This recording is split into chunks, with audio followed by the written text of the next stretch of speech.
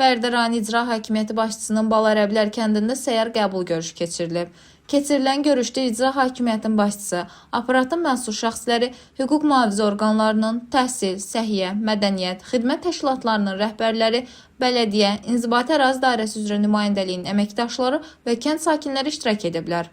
Rayon İcra Hakimiyyətinin başçısı, ölkə rəhbərinin tapşırıq və tövsiyələri əsasında respublikamızda aparılan sosial-iqtisadi islahatların, əhalinin rifah halının daha da yaxşılaşdırılması istiqamətində icra olunan layihələrin hər bir yaşayış məntəqəsini əhatə etdiyini vurğulayıb və Balarəblər kəndində görülən işlər barədə vətəndaşlara ətraflı məlumat verib.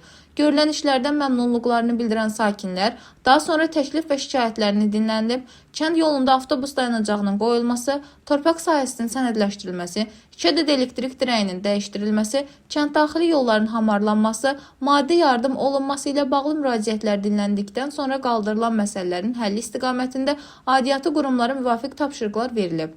Dilbər Vüqar qızı, Bölgə TV.